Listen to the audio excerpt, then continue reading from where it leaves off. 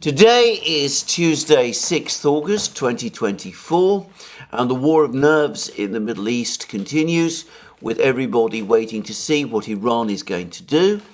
And of course, on Sunday, as I discussed in yesterday's video, the US Secretary of State, Tony Blinken, told G7 foreign ministers that the United States was expecting a possible attack from Iran on Israel within the next 24 to 48 hours, but no such attack has so far taken place.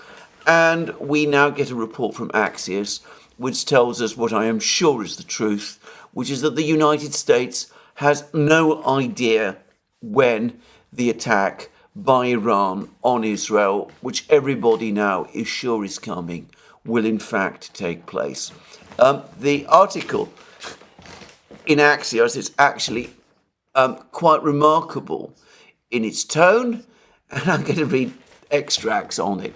It says that President Biden and Vice President Harris, and by the way, before I proceed, we're now informed, the White House has confirmed that of the telephone conversation, the now notorious telephone conversation between Biden and Netanyahu, which took place last Thursday, in which Biden is supposed to have upbraided Netanyahu for conducting the assassination of Ismail Haniyeh without first informing him, that is to say Biden, and the United States, and in which President Biden is supposed to have told Netanyahu that though the United States would help Israel with the pending Iranian attack, Prime Minister Netanyahu should not expect more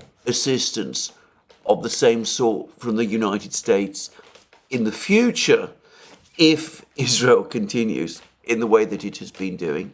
Well, the White House has now confirmed that Kamala Harris was in fact a participant in that telephone call as well. In other words, both the president and the vice president, rather unusually, participated together in a telephone conversation with a foreign leader, Prime Minister Netanyahu, presumably to impress on Prime Minister Netanyahu the fact that US policy will not change if Kamala Harris wins the presidential election in November. Just saying. Anyway, returning to the Axios article, President Biden and Vice President Harris were told by their national security team, i.e. by Jake Sullivan and co, on Monday, that it is still unclear when Iran and Hezbollah are likely to launch an attack against Israel and what specifically that attack might entail, 3 US officials told Axios. In other words, the mighty United States, with its vast intelligence apparatus, has been unable so far to work out what exactly it is that Iran intends to do and when exactly it is going to do it. And the Axios article then goes on to say Biden administration officials say they are working to prepare for countering the possible attacks and mobilizing diplomatic pressure on Iran and Hezbollah to try to minimize their retaliation for the assassinations by Israel of Hamas political leader Ismail Haniyeh in Tehran and Hezbollah's top military commander in Beirut. Then Axios reminds us that on Sunday, Blinken told G7 foreign ministers that the attack would take place within 24 to 48 hours. But we are told in the meeting on Monday, which is to say the following day, Biden and Harris were given a more nuanced assessment.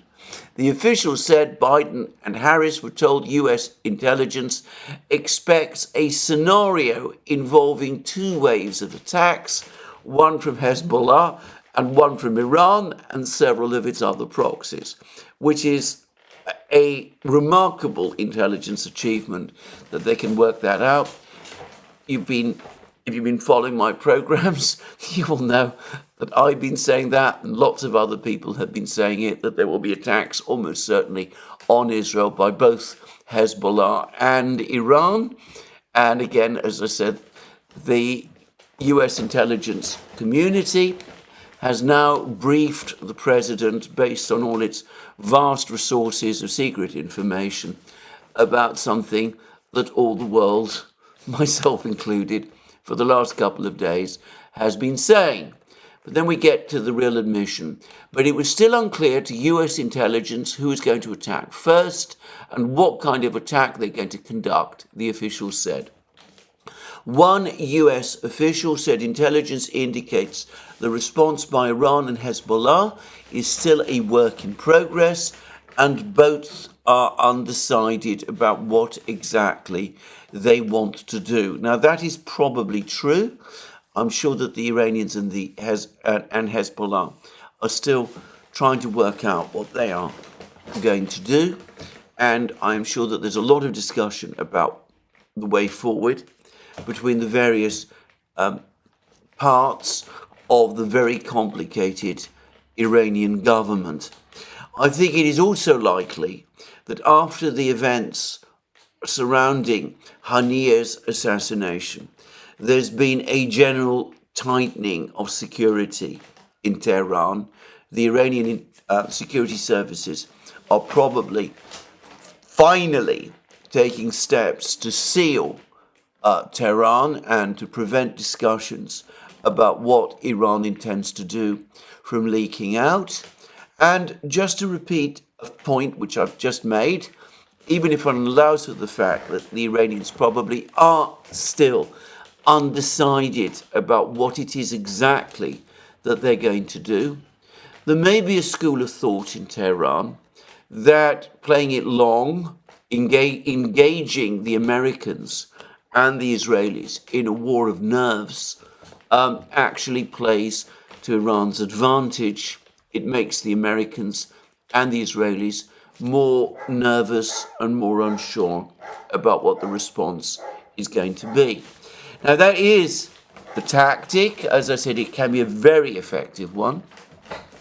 And the Iranians, incidentally, have a strong reputation of being very skilled in playing psychological games.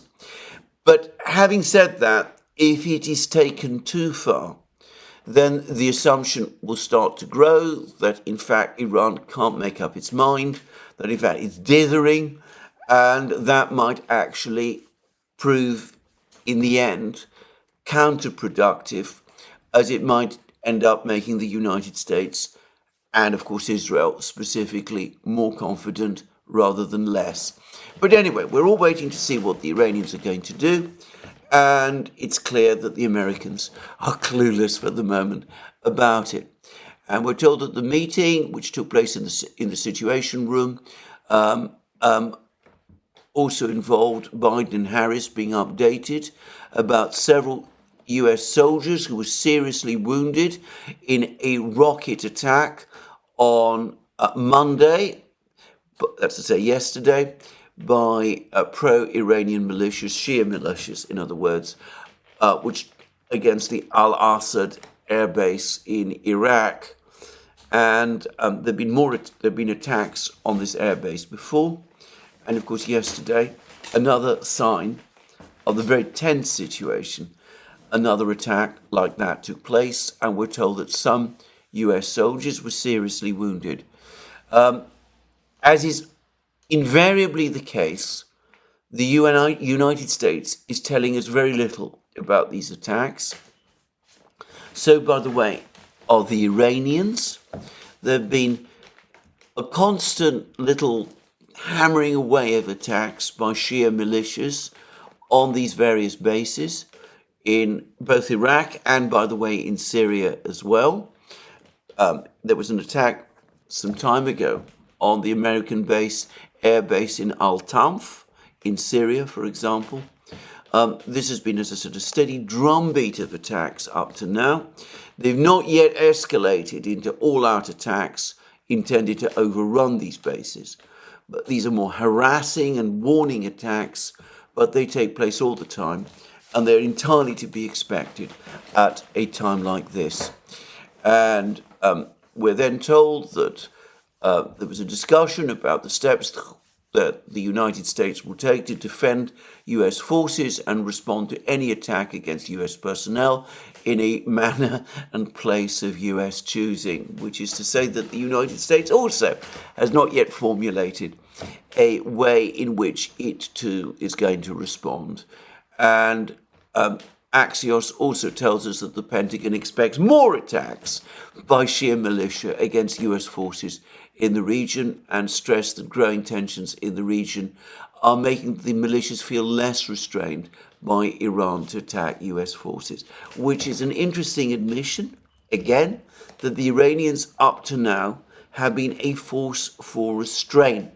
They've been telling the Shia militias across the Middle East to hold back from attacking American personnel and American bases, but after the assassination on Haniyeh, that can no longer be relied anymore.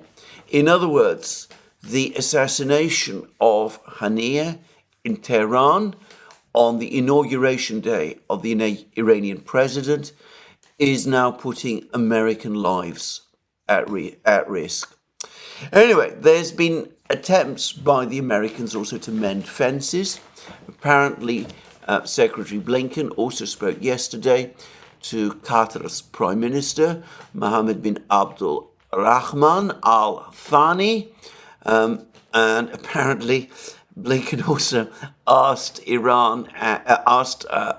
Qataris to press the Iranians and Hezbollah to de-escalate, and Blinken apparently again stressed that the United States continues to remain committed to a Gaza hostage and ceasefire deal with Qatar as the key mediator. President Biden has already made that point to various parties as well. All I will say about that, of course, is that Qatar is absolutely furious about the murder of Haniyeh. Qatar has been the main funder of Hamas for some years now. Qatar hosts the political office of Hamas. Haniyeh was often resident in Qatar itself, and I suspect that the real purpose of Blinken's call to the Qataris was not so much to get the Qataris to dissuade the Iranians and Hezbollah from strong action. I'm not sure what influence Qatar has over either Iran or Hezbollah, but to try to reassure the Qataris that the Americans generally were not involved and were not previously informed about the fact that the Israelis were intending to assassinate Ismail Haniyeh in Tehran. So I think that was probably what all of that was about. Anyway, we've also had other news that apparently Hungary has been in contact with Israel, trying to find out what's going on, and that the US general in charge of US forces in the Middle East, General Michael Kurilla, he's just visited Israel on Monday, and he's had meetings there with the Israeli Chief of Staff, Herzi Halevi, and Israeli Defense Minister Yoav Gallant. And apparently they've discussed coordination between the United States and Israel in advance of the pending Iranian attack. In spite of what I said before, I have still no doubt whatsoever that an Iranian attack of some kind is coming. It's a question of working out the tactics and organizing the resources. I think a decision has been made, and perhaps the plan to carry out the attack is still being worked on but I suspect the planning is at a fairly advanced level in Tehran by now. I think that is much more likely the reality than that there's been any indecision or dithering in Iran. And to reinforce that fact, we got news a couple of hours ago, perhaps it was a bit before, that Iran and the various Shia militias, including Hezbollah, have now set up a joint headquarters, a joint strategy and command group to coordinate and, in fact, supervise the operation that is going to be carried out at some point over the next few days. And to reiterate again, I'm far from convinced that it's going to be one strike by Iran on Israel and one strike by Hezbollah. It is entirely possible that we're going to see successive waves of attacks, and these might take place over an extended period. But of course, if the Americans don't know what the Iranians are doing, then of course one shouldn't expect that I do either. And of course I don't. Now, there is another important reason why there might have been a delay, if there has indeed even been a delay, why the Iranians are taking their time. In fact, there's two reasons. Firstly, the Iranians, as I've discussed previously, are trying to convene, in fact, they're working to convene a meeting of the Organization of Islamic States.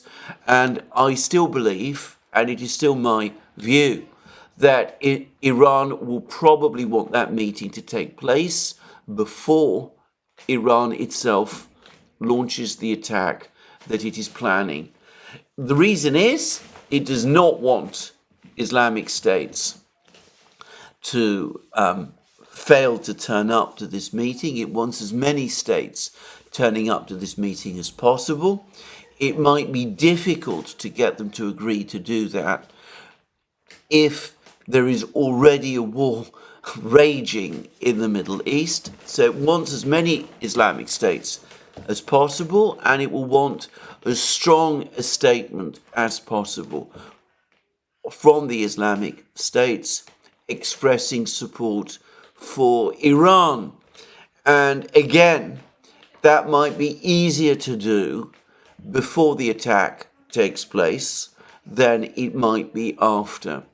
And of course, there are complications because there are large numbers of Islamic states around the world. Some of them have their own domestic problems.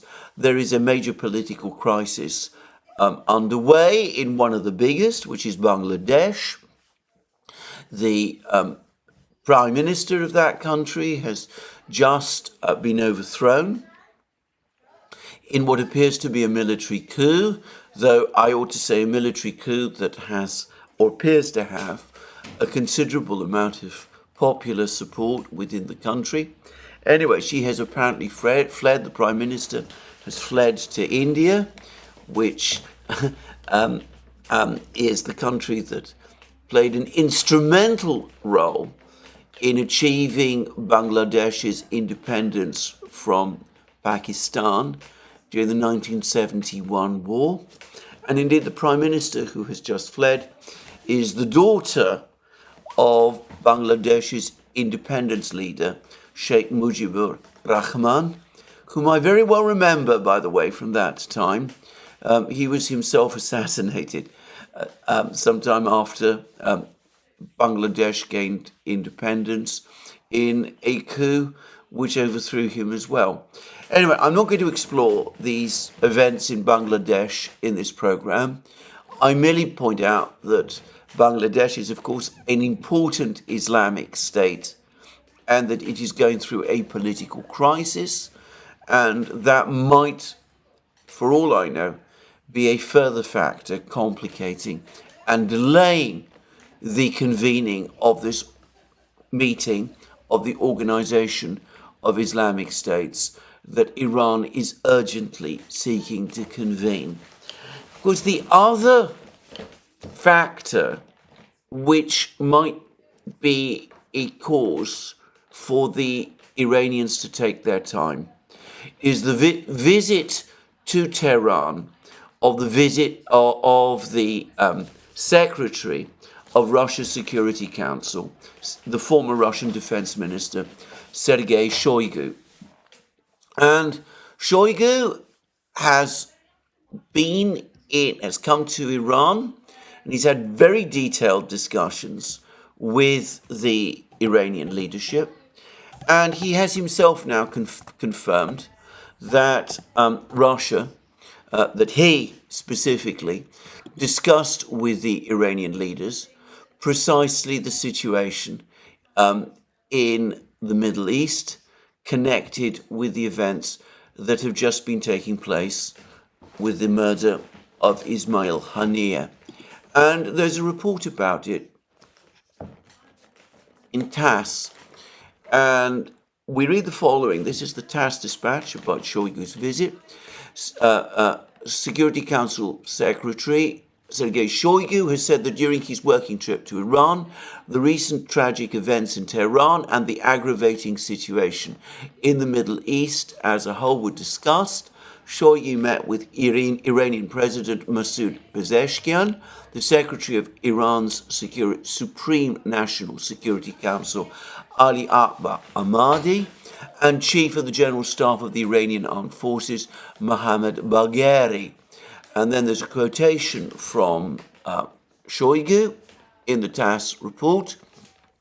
Of course, the issues that were addressed at the meeting with the new president and the Secretary of the Security Council covered the whole world, the whole range of issues, starting with Syria.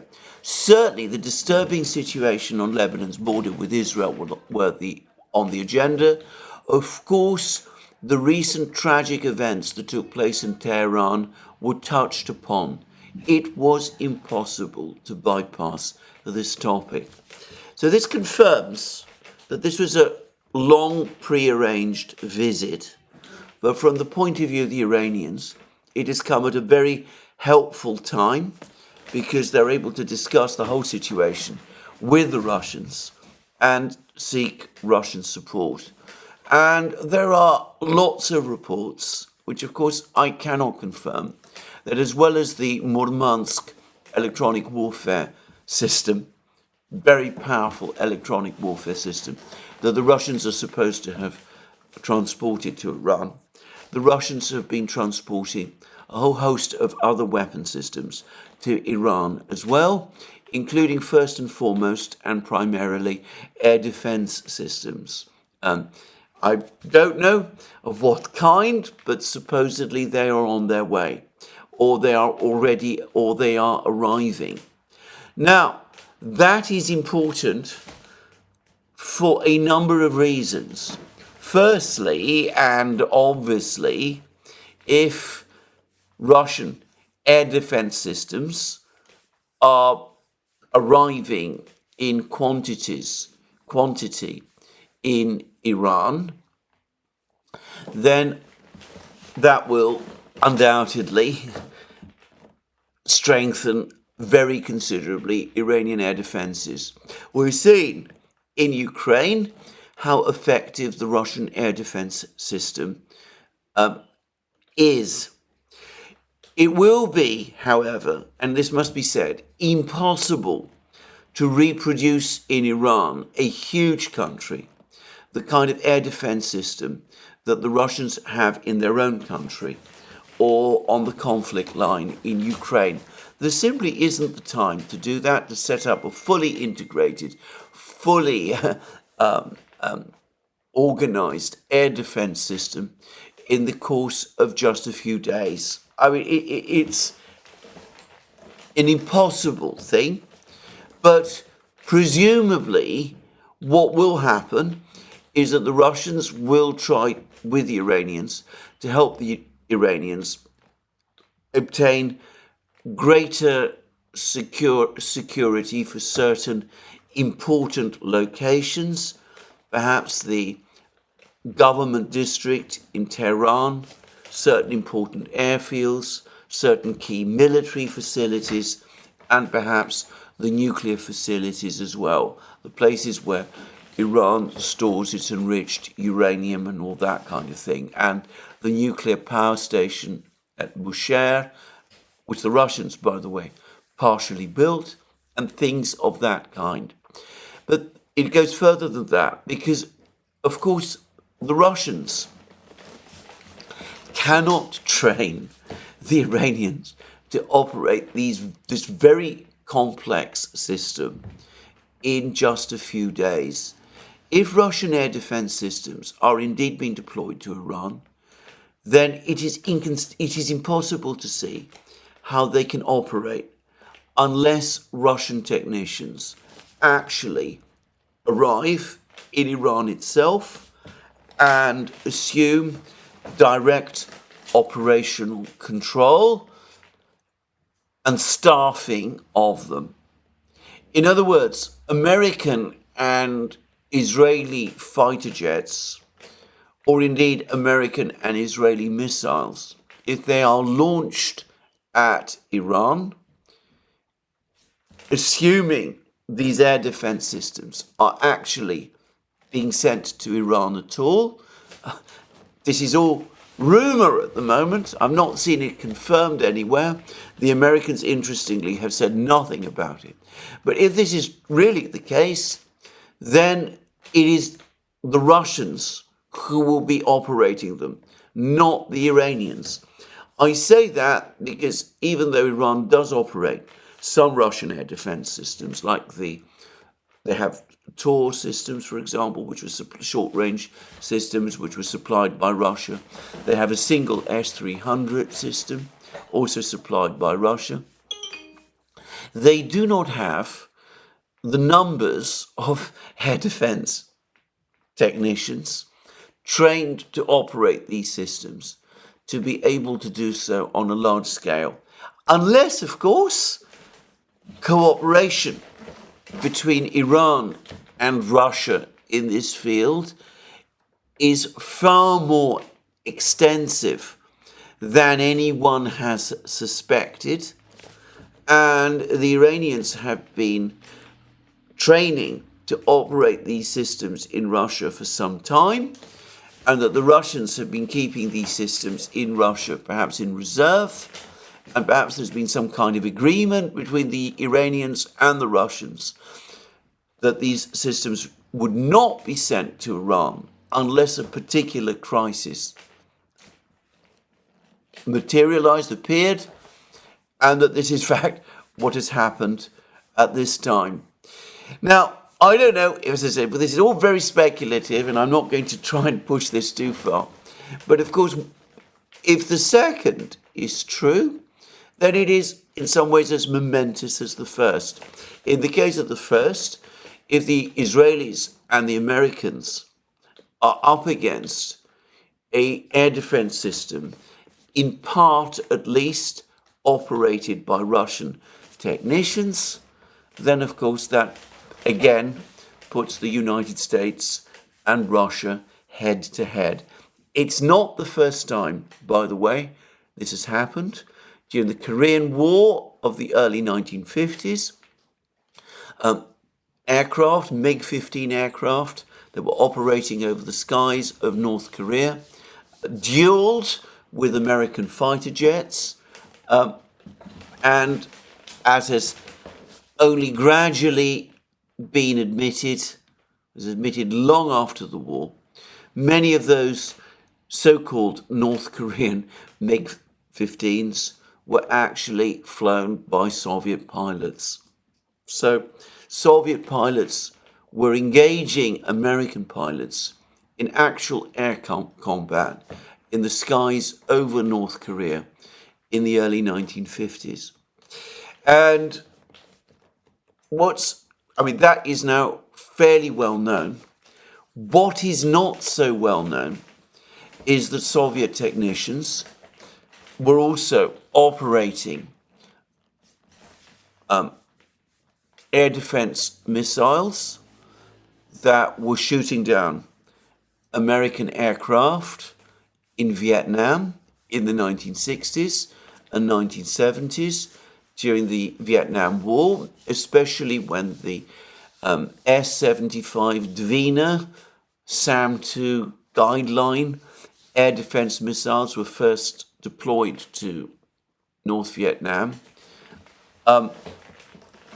It was not Soviet technicians who were largely tasked with maintaining and operating them.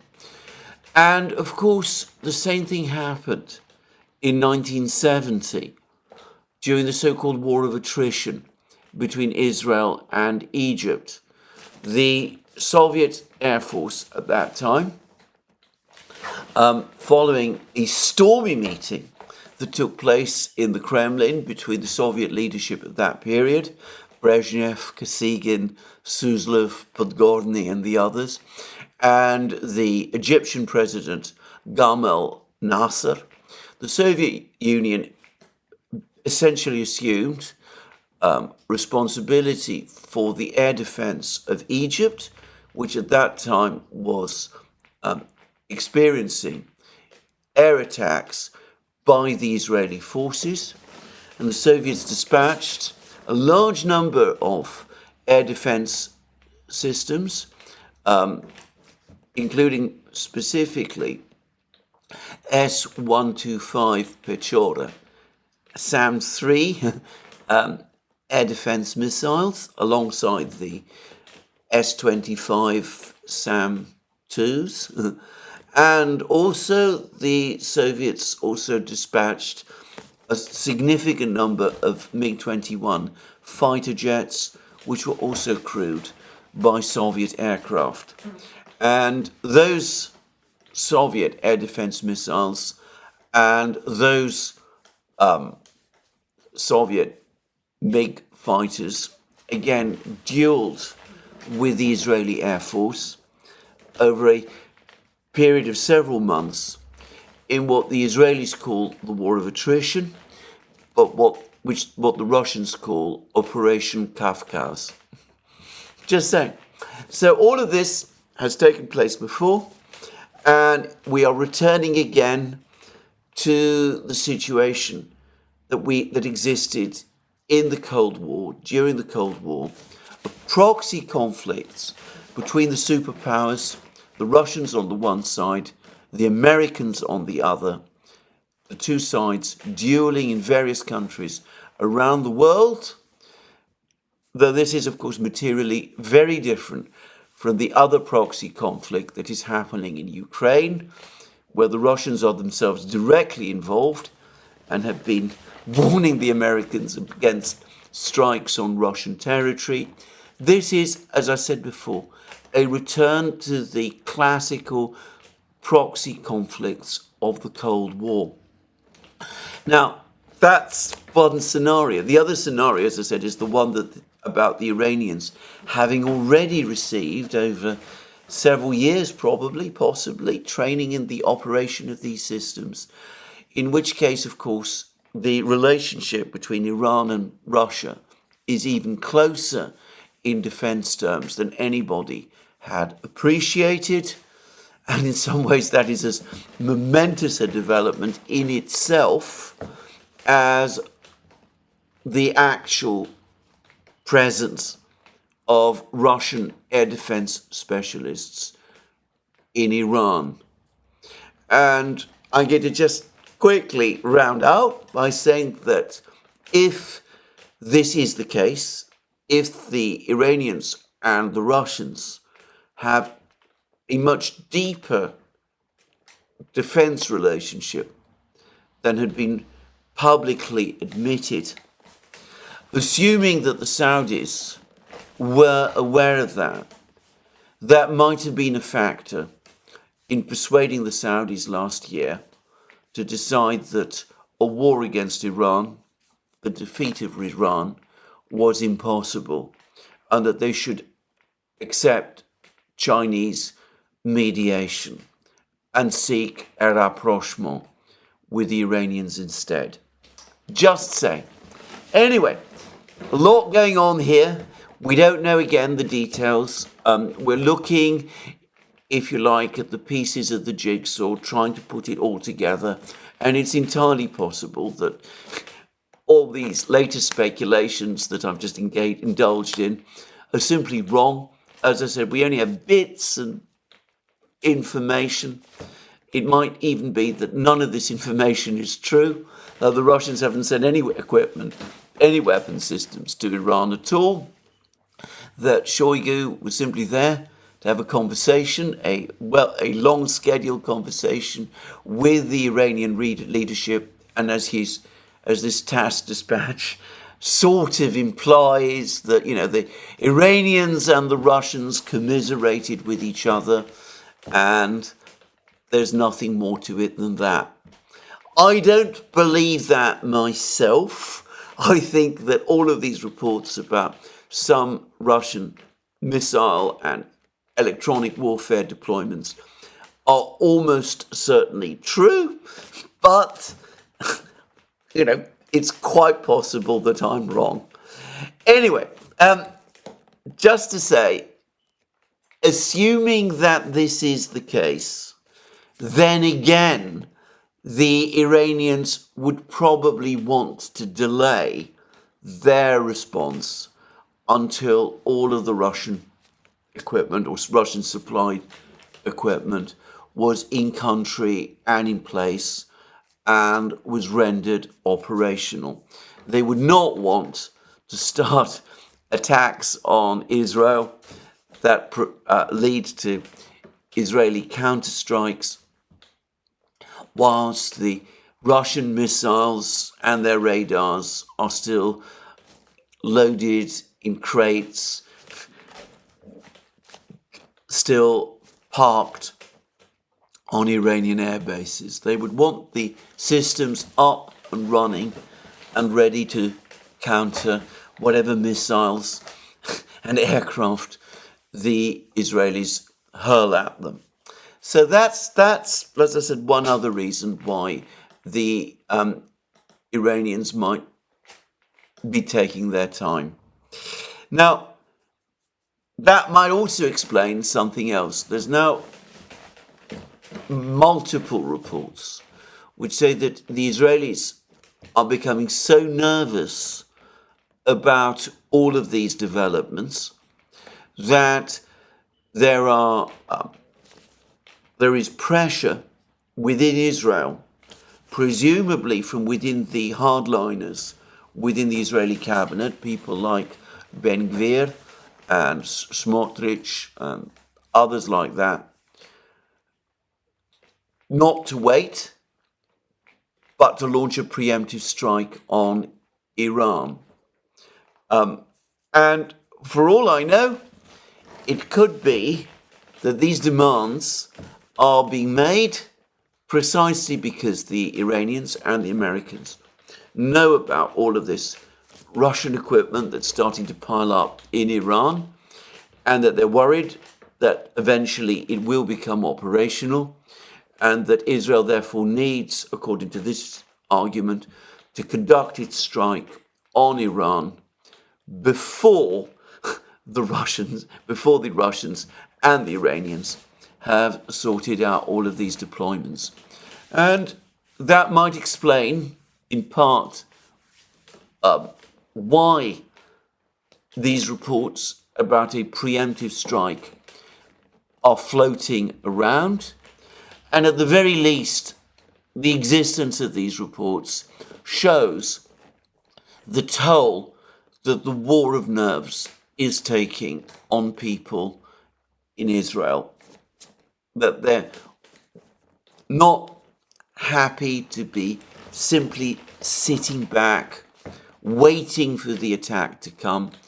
They want their military to act in advance before the strike happens. Now, when I said that there is unease and nervousness in Israel, there's actually been lots of reports about this. Apparently there's been reports of growing nervousness and fear on the part of the Israeli population. But there's been a long article today in the Financial Times discussing the growing tensions between the Israeli government and the Israeli security services. And this relates to a meeting which apparently took place just a few days ago between Prime Minister Netanyahu and his top security and intelligence people, in which they argued about the way forward with the leaders of the security services, including the leaders of the Israeli intelligence community, saying that they wanted a peace deal in Gaza, with Netanyahu in effect calling them cowards. Now, this is such an astonishing article that I'm going to read significant chunks from it. I'm not going to read the whole article because it's long, but also, of course, it's behind a paywall. But this is what we read. The article, by the way, its title is Benjamin Netanyahu Clashes with Security Chiefs on Hamas Deal. And the article says Benjamin Netanyahu is sharply at odds with his security chiefs over a potential agreement to halt the fighting in Gaza and ease soaring tensions across the Middle East as Israeli defense officials push to take the deal. The dispute at the top of the Israeli establishment comes as the Jewish state braces for retaliation by Iran and its proxy forces for twin assassinations last week that killed Hamas political leader Ismail Haniyeh and the military chief of Lebanon-based Hezbollah. I'm not sure, by the way, that Fuad Shukr was Hezbollah's military chief, but anyway, I'm not going to explore that further. And then we're told that Netanyahu has been taking an increasingly hard line, and then we're told by the Financial Times quotes a person familiar with Israeli deliberations that say there are differences of opinion. At the moment, all the security officials think that there is no impediment for Israel to achieve a deal, that's to say a deal to release the hostages and agree a ceasefire in Gaza, but Netanyahu has to agree.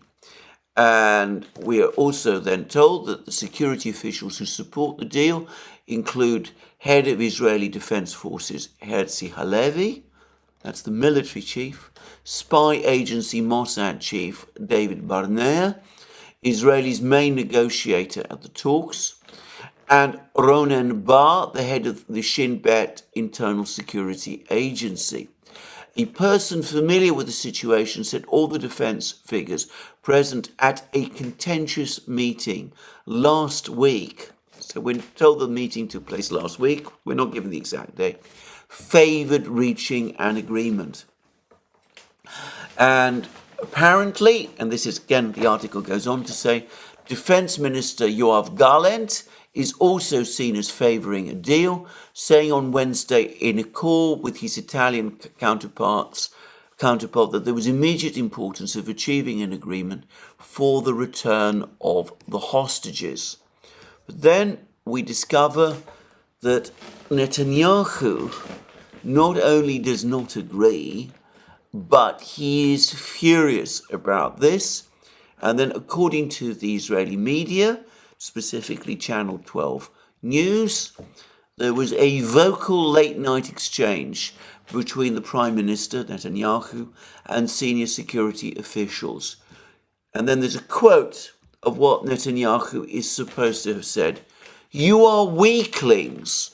You don't know how to manage a negotiation. Instead of pressuring the Prime Minister of Israel, pressure Yahya Sinwar." That's the military chief of Hamas. And the Israeli chiefs countered that after 10 months of war, enough damage has been inflicted on Hamas to degrade the group's military capabilities and the threat posed from the Gaza Strip. And they believe a limited window of opportunity currently exists to release the remaining 115 hostages from captivity, at least a third of them are no longer alive. Well, I ought to say that if it's a third of these 115 are dead, then it's not 115 who are still alive, and that is a terrible humiliation and blow and tragedy in itself.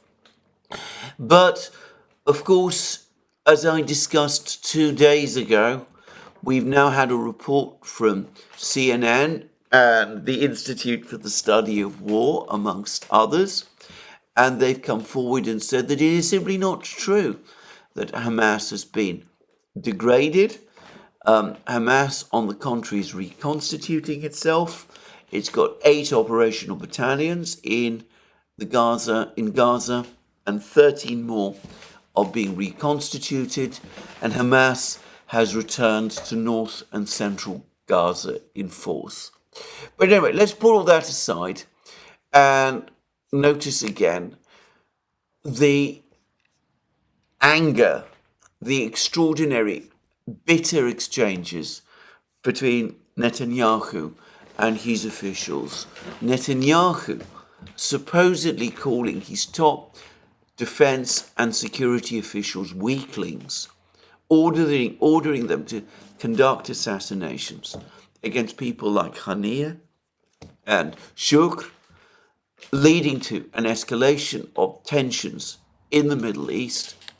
We get a sense of a profound crisis playing out right at the center of Israel itself, a deeply divided government.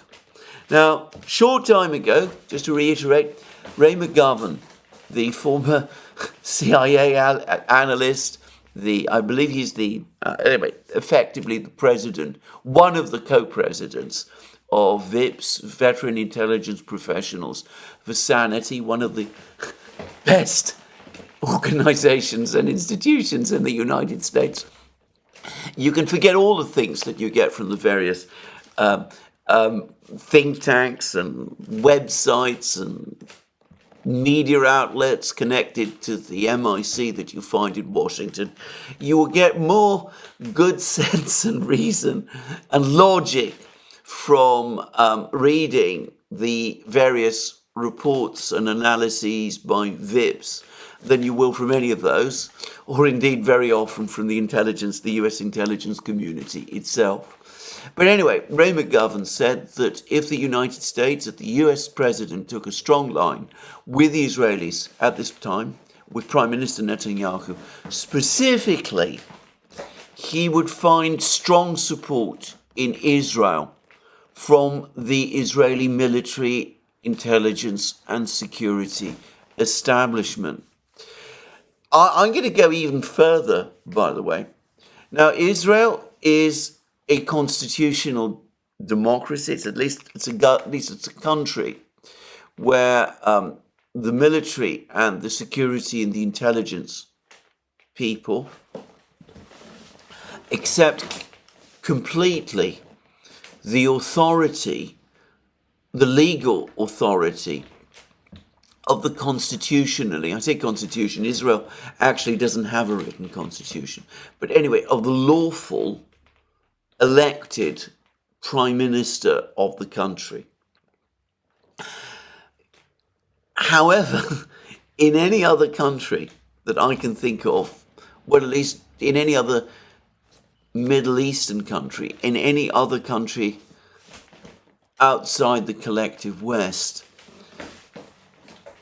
these arguments between the Prime Minister and the defense and security establishment and the ongoing crisis in Gaza, the unresolved war in Gaza, which has exhausted and disillusioned the Israeli defense establishment, and the increasingly resented orders of the Israeli Prime Minister, who is apparently demanding unending escalation that could lead to an all-out war in the Middle East which Israel neither needs nor has the resources by itself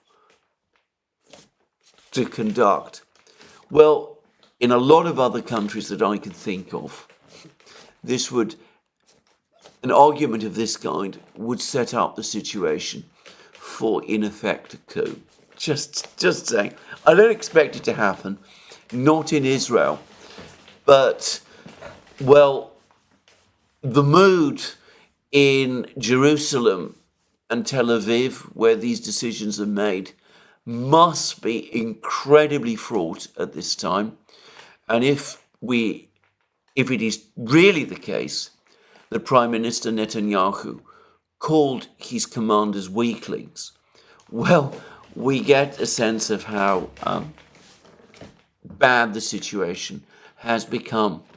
Note that over the last couple of months, two key allies of the United States, the presidents, I should say, or rather the leaders of two key allies of the United States, both of them in a state of conflict, the Prime Minister of Israel and the President of Ukraine, have been at odds with their generals. A couple of weeks ago, at the start of Russia's Kharkiv offensive, we got reports originating from the Ukrainian media, but republished by the Western media, including, as I remember, the Financial Times, that at that time Zelensky was screaming at his generals. According to the Financial Times, based on reports by the Israeli media, this time it is Netanyahu who is screaming at his generals and intelligence chiefs, calling them all weaklings. And by the way, complaining that they're trying to put pressure on him. As I said, a very, very fraught situation, and one which, if the war begins and starts to go wrong, badly wrong, might have important implications for the future. Anyway, there we are. So we will see where all this goes. We are in, as I said, a war of nerves. The Iranians are taking their time to attack. They're consulting the Russians.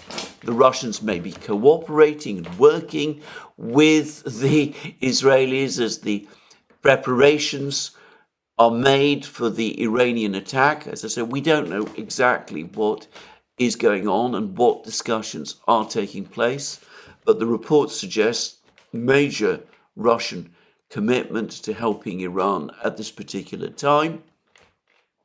And, well, the Israelis,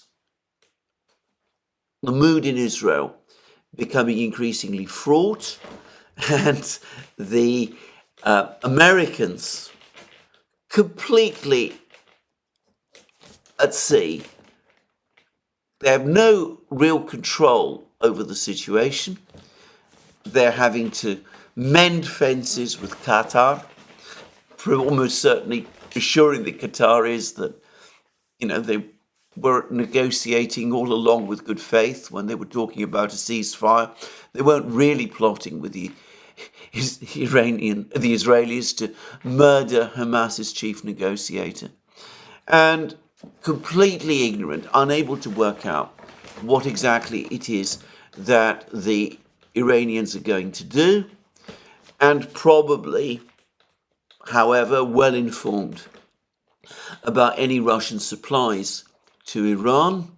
And I wonder whether yesterday's meeting in the Situation Room in the White House, where Jake Sullivan and the others briefed the president and the vice president, wasn't actually mostly about those Russian deployments to Iran and about the discussions that Shoigu is having with the Iranian leaders.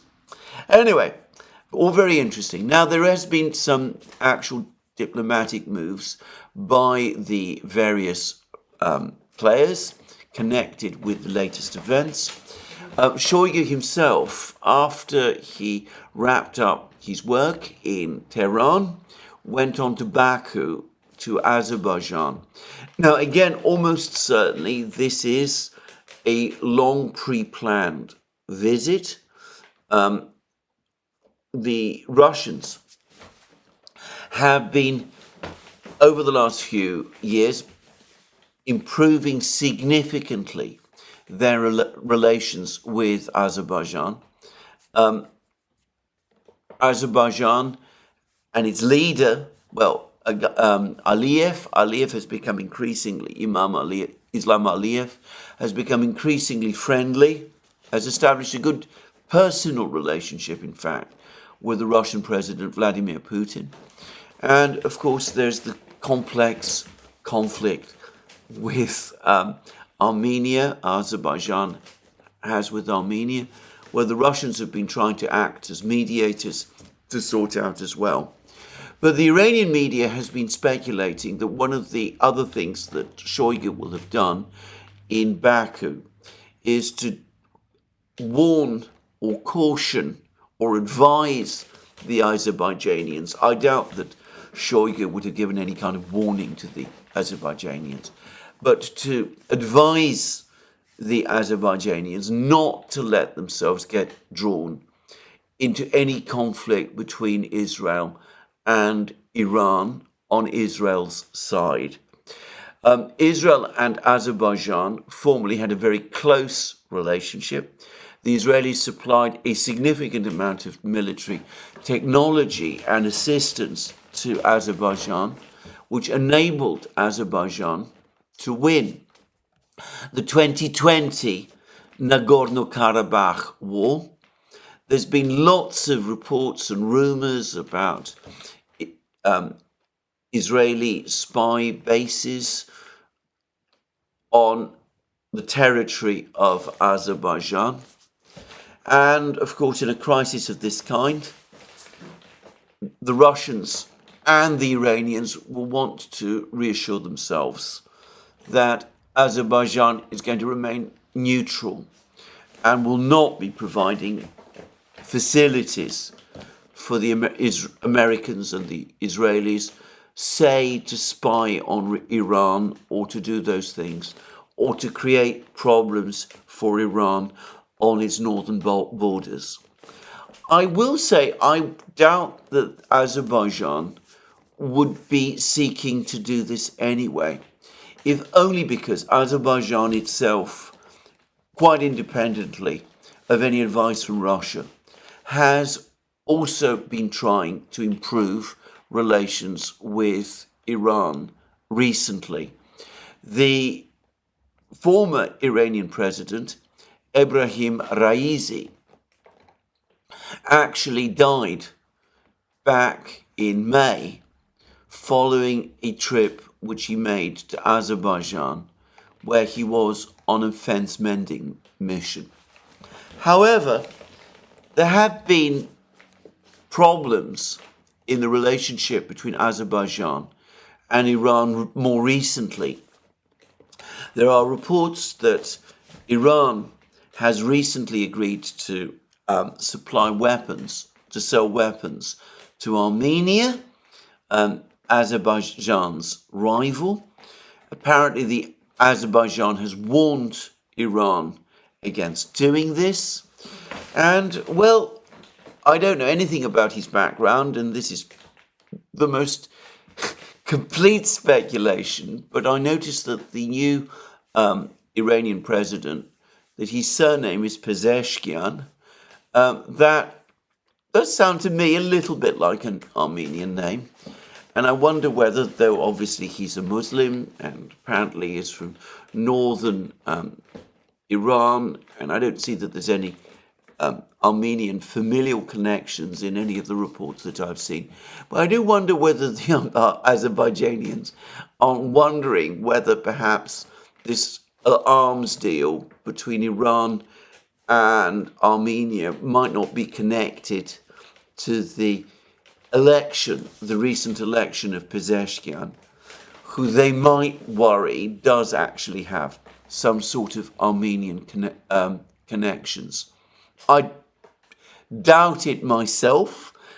I would say that Pezeshkian, to my knowledge, has always been much more interested in developing relations with Turkey, which is not a friend of Armenia. But, who knows? Anyway, I wonder whether that is what the Azerbaijanians have been thinking. So, there may be some degree of work to do for Shoigu in Baku, but frankly, I think that Azerbaijan, independently of any advice from the Russians, would not want to become drawn into a conflict between Israel and Iran. Anyway, other countries have now started to come forward and make similar statements. Over the last 24 hours, 3 Arab states have said that they will prohibit the operation of any aircraft or military facilities, including presumably missiles, over their airspace. This is absolutely forbidden. These are Saudi Arabia, Jordan, whose foreign minister recently went to Iran, and Egypt. Now, of course, during the Iranian missile attack in April, Iranian missiles did pass through Jordanian airspace, and the Jordanians did agree with the Americans that US aircraft could fly into Jordanian airspace and shoot those missiles down. I wonder whether some kind of a deal has been done by the Jordanians and perhaps the Saudis and the Egyptians, whereby that won't happen this time, that there will be no Iranian missiles moving towards Israel over Jordanian airspace, and the Jordanians, for their part, have reciprocated by promising the Iranians that there will be no Israeli aircraft and American aircraft flying over their airspace when the conflict begins. Now, that has a number of interesting implications, because on the one hand, it means that an Israeli-American airstrike on Iran is now becoming more difficult, because the Israelis, in order to reach Iran with their fighter jets, would, from what I can see, looking at a map, have to pass through, they might have to pass through Jordanian airspace. They could fly over Syria and Iraq, obviously, but they might also want to pass over Jordanian airspace as well. Who knows? Anyway, there is a line whereby Iranian missiles could reach Israel if they were launched from Iran. They could fly over Iraq, Syria, and reach Israel that way. And of course, they can also reach Israel by flying across Iraq, Syria, and Lebanon. And of course, Iranian missiles might also be forward deployed to Iraq and Syria itself, and perhaps even to Lebanon, though more likely to Iraq than Syria or Lebanon. Anyway, these announcements from these Arab countries suggest to me that they do not want to become drawn into this conflict this time. They're not keen on becoming part of an American-led coalition against Iran. And for what it's worth, I would have thought that it'll be more difficult. This news will make it more difficult for the Israelis and the Americans to launch airstrikes against Iran, because instead of being able to travel through Jordanian and Saudi airspace, they will have to operate over Syrian and Iraqi airspace, which is obviously hostile airspace. Anyway, it could be an important development, but again, this is a military issue. I'm not going to pretend that I understand this very well, and it could be that I'm reading more to these announcements than appears to be the case.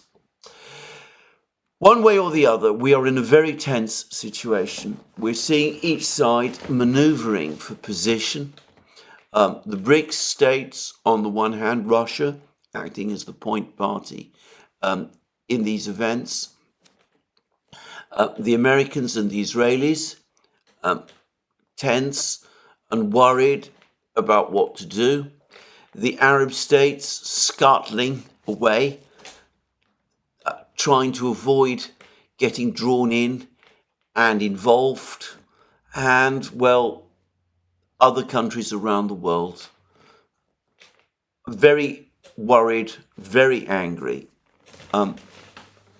waiting to see how things play out. And in the meantime, the price of oil has risen. The situation in the financial markets appears to have stabilized over the last few hours, but I, for one, am quite unable to say whether this is for the duration or whether this is a brief stabilization in advance of a further fall. My guess is that if we do get into an outright conflict in the Middle East, such as looks increasingly likely, then there will be further falls in the financial markets, though I can't say exactly how they will play out. Anyway, that's the situation at the moment in this conflict in the Middle East. Now, there is that other great conflict in the world taking place. This is the conflict in Ukraine. And of course, we've had a lot of comment about the F-16s. A lot of the commentary that I've seen on the Russian side says that these F-16s that have appeared look like old aircraft, out of date. There's a lot of discussion about their features, which I'm not in any way able to comment on. But it's been suggested that, in fact, this is more a theatrical performance than an actual one, and that it's probably going to take still several months before the F-16s and their pilots are in any condition to conduct operations.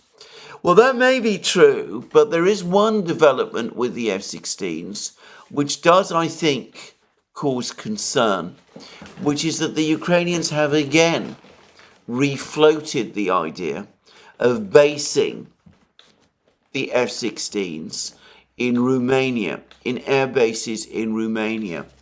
And again, we've been spun the story that the F-16s are going to take off from the bases in Romania, fly to Ukraine, be refueled and re-equipped there, and then, and not before, will they go into battle. The idea being that keeping them in Romania puts them out of harm's way. The Russians have acted very negatively about this suggestion.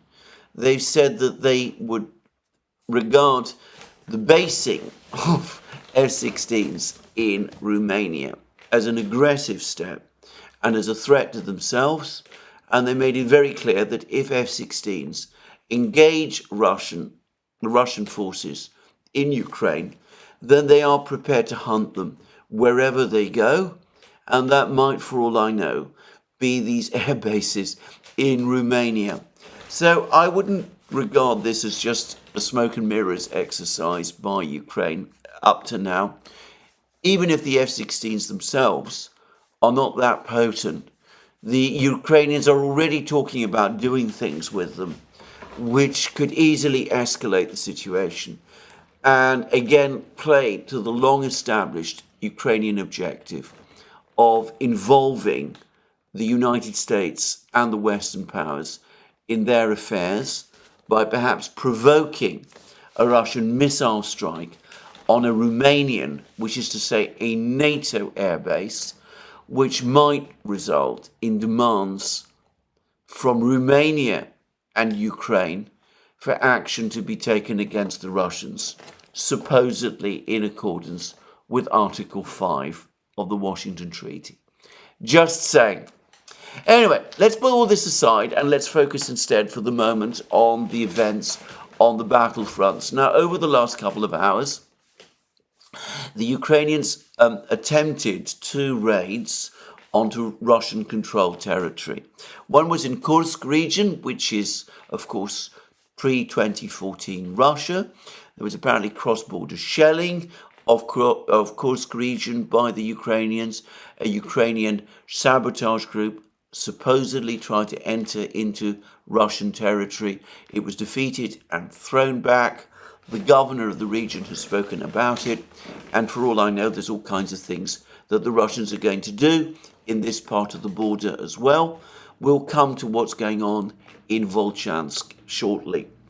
And another Ukrainian attack was an attempt by a group of Ukrainian special forces, probably acting on Budanov's instructions, but perhaps with the backing of his British sponsors, to raid a promontory on the Russian-controlled southern coast near the opening of the Dnieper River. Anyway, the purpose of the raid was to seize this rather isolated promontory where there is a lighthouse, apparently. There were Russian Marines there. The Russians tracked what was happening. 4 of the boats were destroyed, causing 20 people, 20 Ukrainian special forces to drown, and the others turned back and were forced to return to Ukraine. Anyway, we're probably going to get more and more of these stunts over the next few weeks and months as the situation on the battlefronts continues to get worse for Ukraine. Anyway, the big news over the last 24 hours, and actually there's been a lot of it. Firstly, there was a Russian missile strike on Kiev itself. And from what I can understand, many of the missiles that fell on Kiev this time were ballistic missiles. It's been suggested that some of these are North Korean ballistic missiles because supposedly only they have the range. Others are supposed to be Iskander-M missiles. The Ukrainians are claiming again that they've shot down 2 Iskander-M missiles. Previously, they've admitted that they lacked the capability to do this. I don't believe that they have shot down any ballistic missiles. There's film which shows a tremendous explosion in the town of Bovary, where I believe a airbase or perhaps an airport is located. I'm not sure. So at least some of these missiles have got through. We'll have to find out more details once the Russian Defense Ministry publishes them. Anyway, the Russian Defense Ministry, in the meantime, has now confirmed that in the Ocheretino, Pokrovsk, Avdiivka area, the village of Timofeevka has passed completely under Russian control. So this brings the Russians closer to the point where they are able to launch an attack on Vozdvizhenka, cutting the road from Pokrovsk to Chasov Yar and Konstantinovka further to the east. This is the main supply road used by the Ukrainian military to keep their forces in Donbass supplied. The Russians are now very close to this road, and they've just captured Timofeevka, and that puts them still closer. So Timofeevka, according to the Russians, has been captured. There are reports of a tremendous battle taking place further south in the Pokrovsk area, round the village of Zelanye.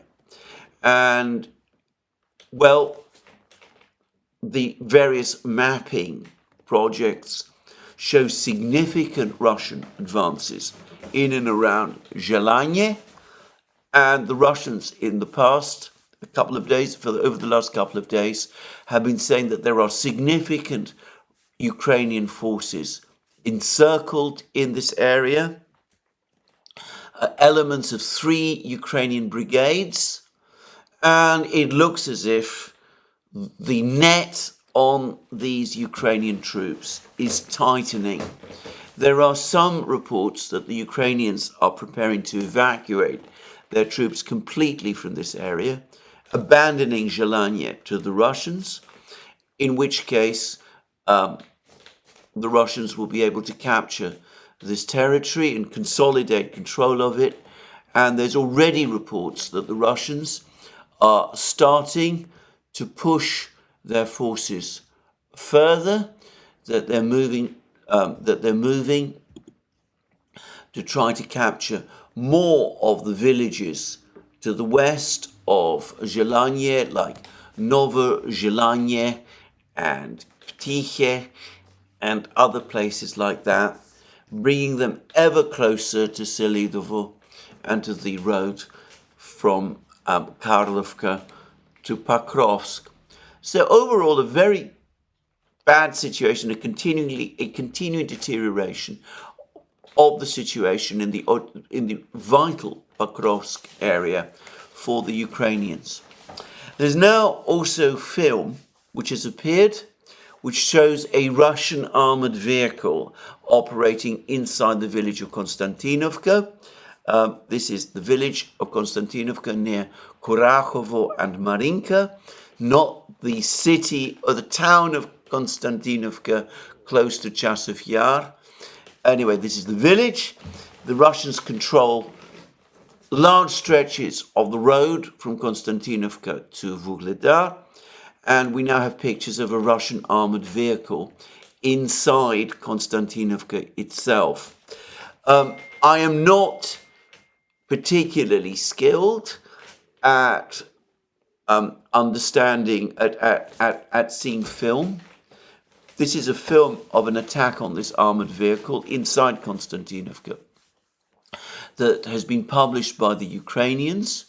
It shows an attack on this vehicle by an FPV drone, and the vehicle catching fire. The vehicle itself seems to be standing still, so it looks as if there were no men inside it. It has been referred to by the Ukrainians as a tank. To me, it looks like either a BMP-3, infantry fighting vehicle, or perhaps a BMD-4, also an infantry fighting vehicle used by the Russian airborne forces. But regardless of that, it's an armored vehicle. It is located inside Konstantinovka. It is likely that by now the Russians control a significant part of Konstantinovka. And if we go back to the Pokrovsk area, it's clear that the Russians also control, or at least the reports are saying that the Russians also now control a significant part of the village of Ivanivka, north of the road that leads from Pokrovsk and Mirnograd to the village of Progress. It looks as if the Russians are on the brink of capturing this village also, and it looks as if reports say that they've also captured the village of Veselye to the south of this road.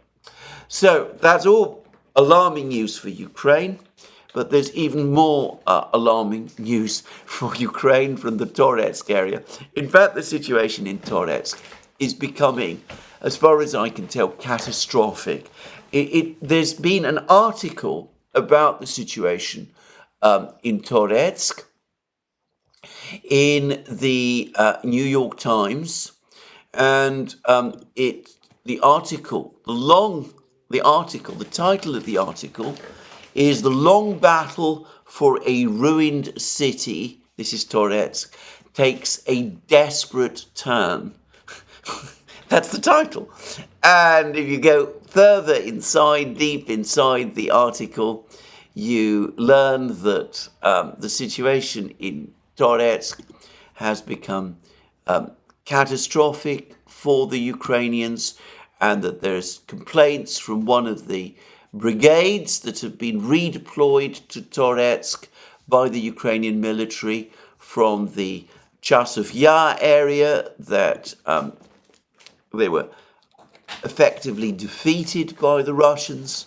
They were unfamiliar with the terrain in Toretsk, and beyond that, they were getting slow and incompetent orders from the Ukrainian command. So, as a long article, as I said, it's an article in the New York Times. It's worth reading, actually, though it doesn't provide us with enough, very much detail of what's happening. For that, you have to go to the various Russian and Ukrainian reporters and mapping projects, though the New York Times article, I suppose, does corroborate what they say. Anyway, suffice to say that it looks like the entire village of Pivnichne has now fallen completely under Russian control. The Russians appear to have pushed further from this village, deeper into Toretsk itself. They seem close to surrounding the two coal mines south of Toretsk itself. And according to the Ukrainian DS mapping project, the Ukrainians have now withdrawn all of their forces from east of New York. They pulled out completely from this area, abandoning it to the Russians.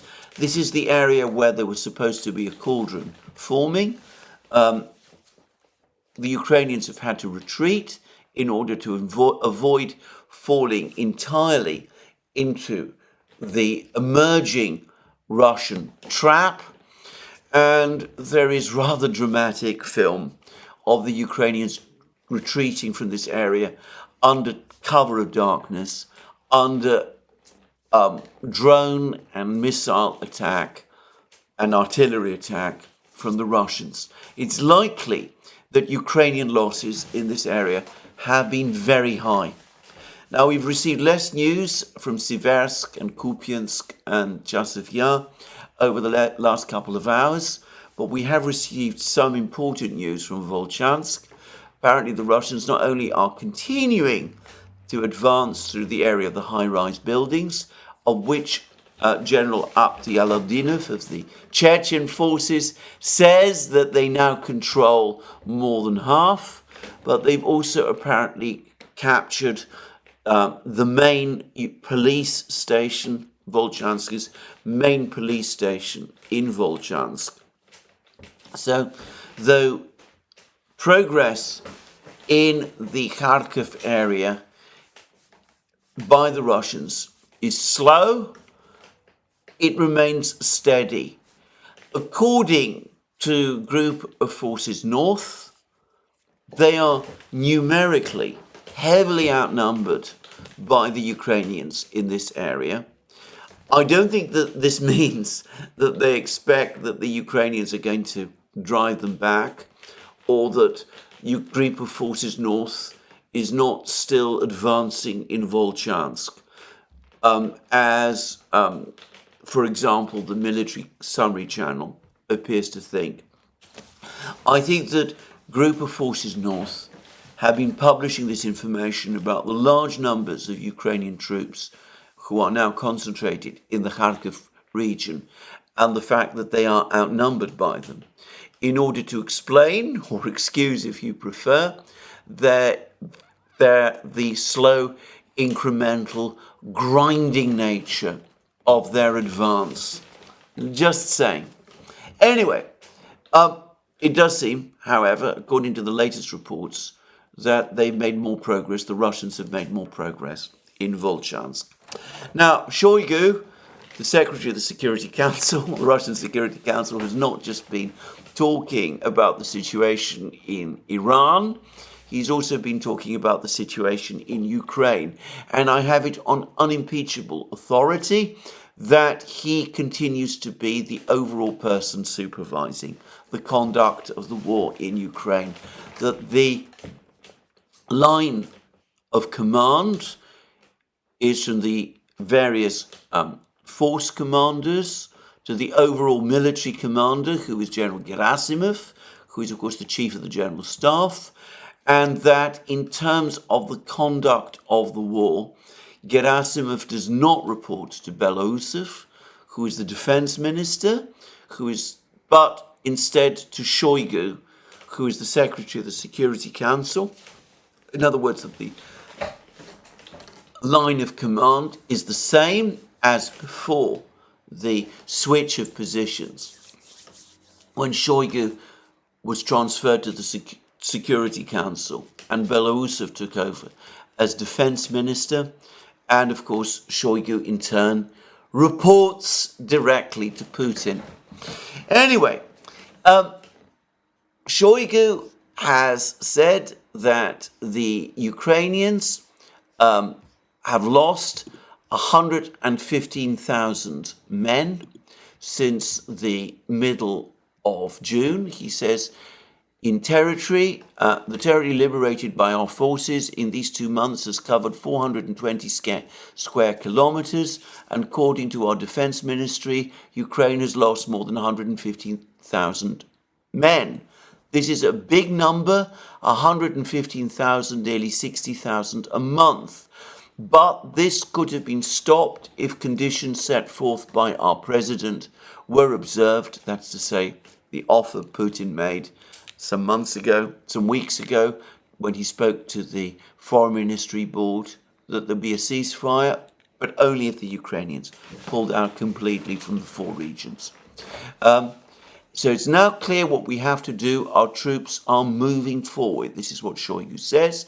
And he also went on to say that more than 3,000 armoured vehicles and 3,000 other types of vehicles have also been destroyed by the Russians since June 14th. 6,000 vehicles altogether, 3,000 of them armoured. That's according to Shoigu. He then poo-pooed the idea about negotiations with the Ukrainians. He said that there's no real sign that the Ukrainians are genuinely interested in negotiations. He said that almost 2 months on, this is since Putin's comments, there is still no response to them. For holding negotiations without a key negotiator, well, it looks a bit weird. And there's been no real sign that the Ukrainians are generally interested in negotiations. He then goes on to say that each day Kiev waits to make its decision to settle the conflict, results in the loss of control of another part of the territories that Ukrainians claim to be theirs, and most importantly, the loss of thousands of lives. Kiev's illusions that the Europeans will hold another grand peace summit for Ukraine, where all its domestic problems will be miraculously resolved, are costing the Ukrainian people dearly. Ukraine's window of opportunity is closing. The choice is up to the Ukrainian people.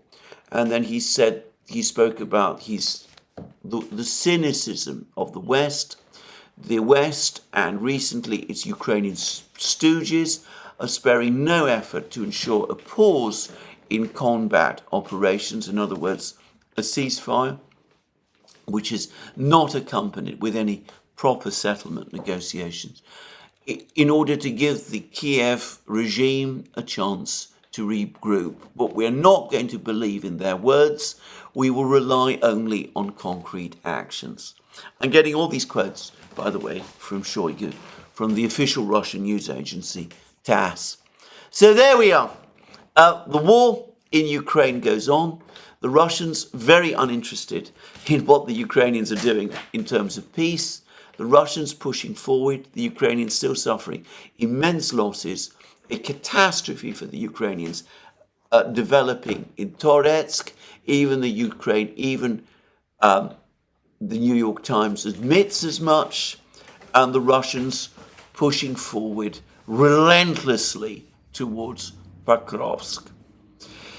Well, that's the end of my program today. Long program, covering lots of things. More from me tomorrow again. Let me remind you again that you can find all our programs on our various platforms, Locals, Rumble and X. You can also support our work via Patreon and Subscribestar. Links under this video.